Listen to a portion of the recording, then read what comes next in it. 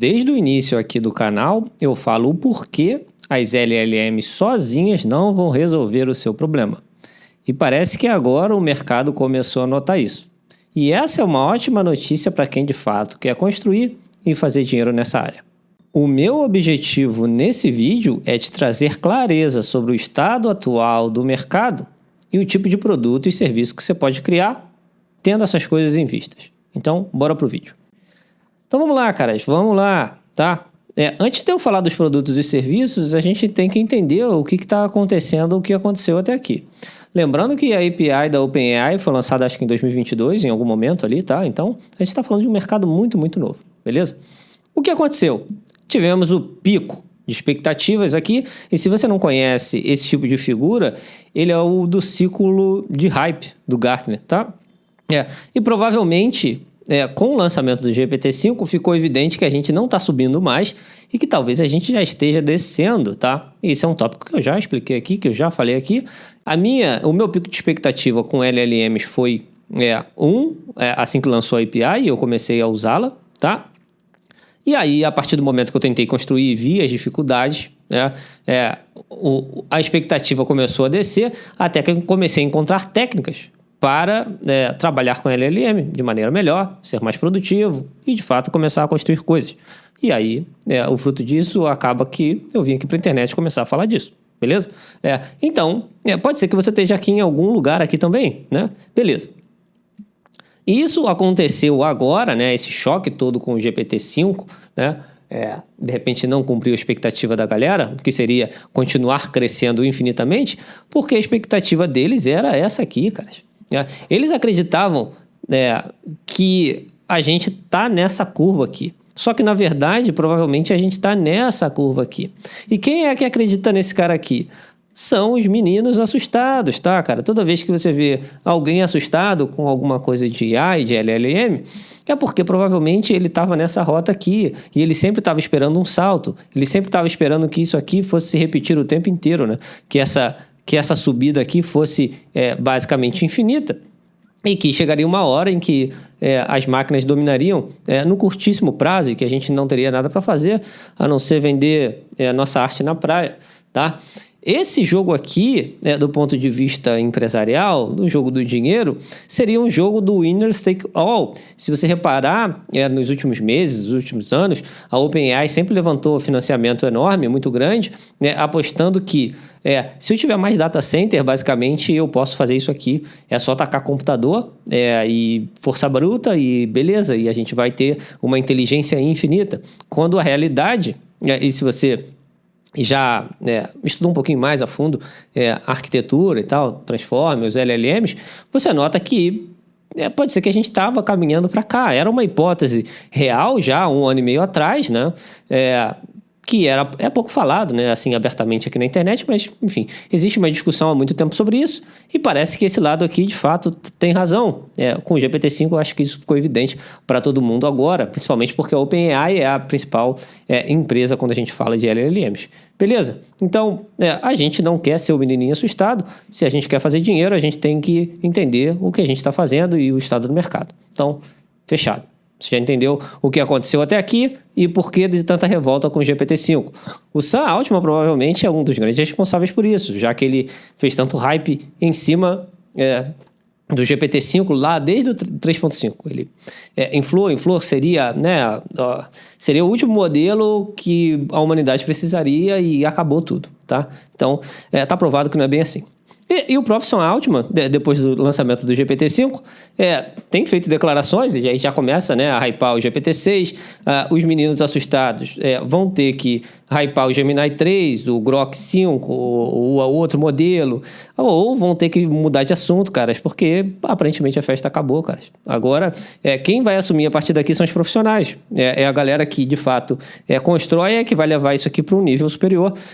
Já não dá mais para a gente ficar só na expectativa, né? O mercado vai exigir retorno sobre o investimento e tá claro, tá? Tá claro que agora a galera vai começar a pegar as falhas, e isso é ótimo pra gente, beleza? Show de bola. Então, vamos lá. E aí, né, essa entrevista aqui é curiosa, e aí ele estava falando bastante sobre memória. E se você já está aqui no canal há um tempo, você já sabe que memória nada mais é do que ferramenta, tá? E que isso quer dizer? LLMs e ferramentas são a goiabada e o queijo, cara.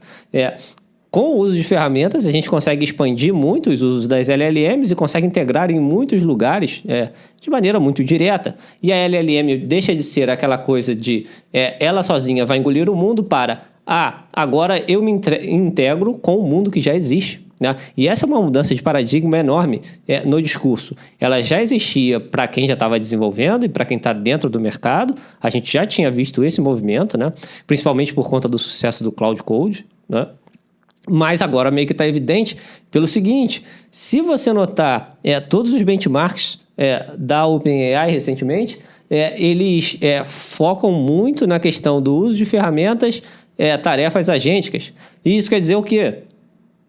Quer dizer que eles estão dizendo abertamente que o modelo ele funciona bem, o modelo é legal, mas a gente quer contar com a ajuda de ferramentas externas.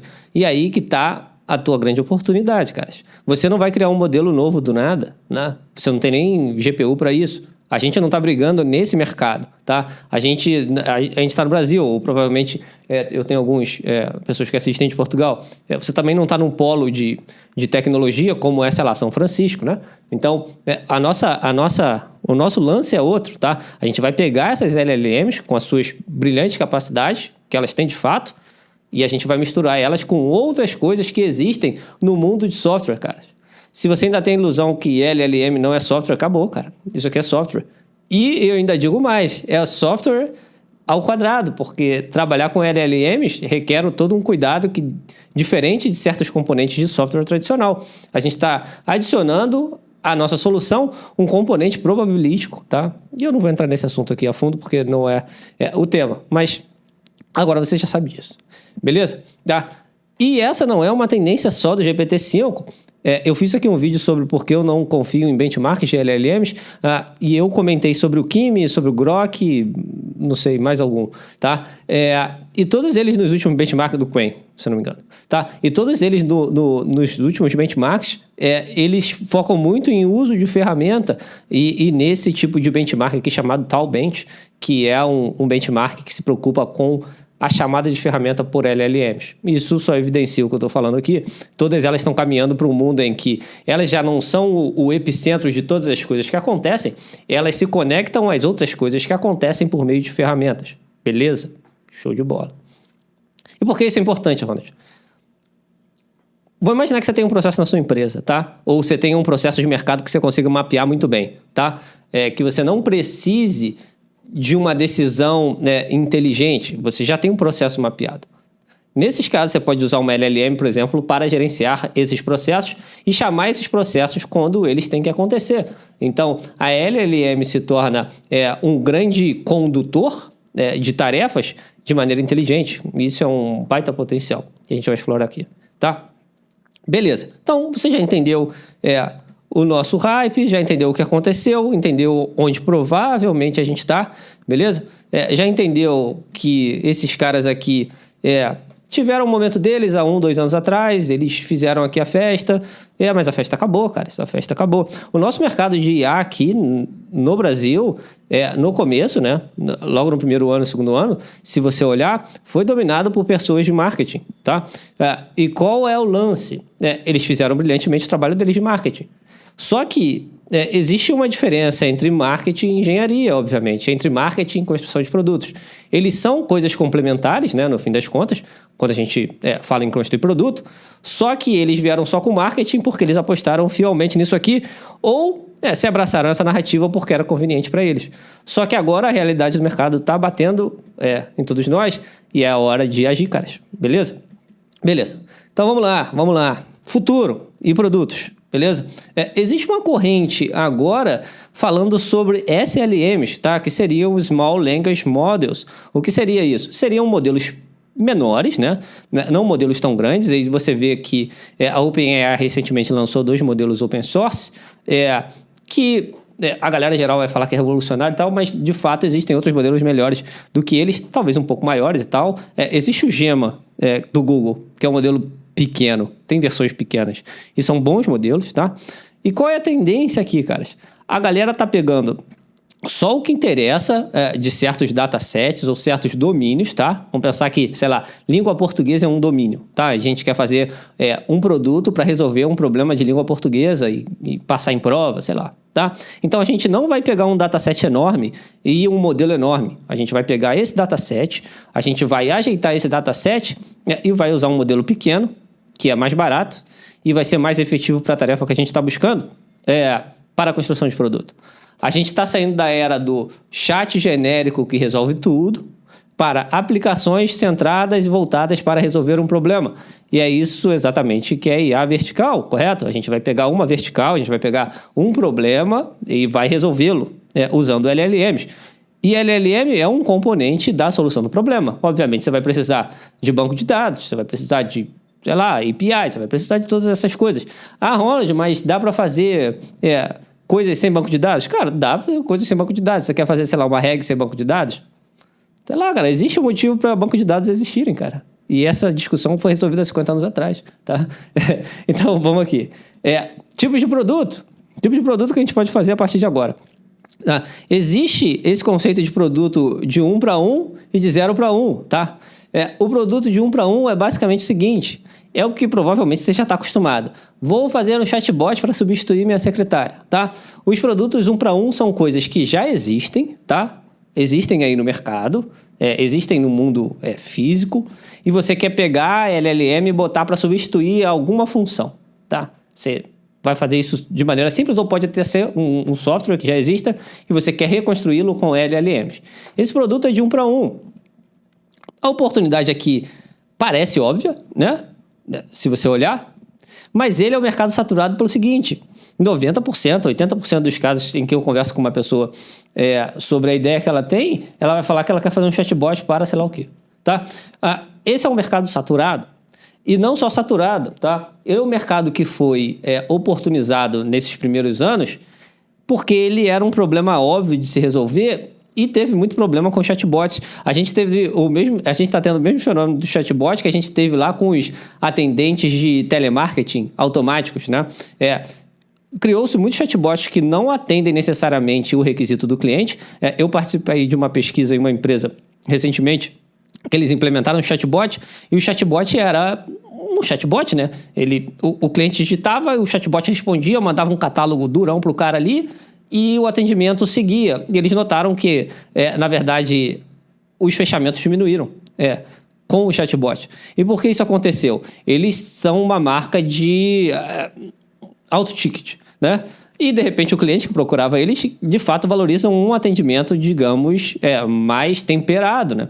E o chatbot foi feito do tipo, joga aí, a LLM responde e acabou. E isso foi um problema de fato. Não que o chatbot não pudesse existir, mas de repente eles poderiam integrar isso aqui de uma maneira que escalasse, né? Faz o primeiro atendimento, uma primeira triagem, resolveu, escala para o humano. Todas essas possibilidades existem hoje, cara. Só que você vai precisar de técnica. Você não vai conseguir fazer isso só, vou botar aqui uma LLM, vou chamar aqui e seja o que Deus quiser, cara.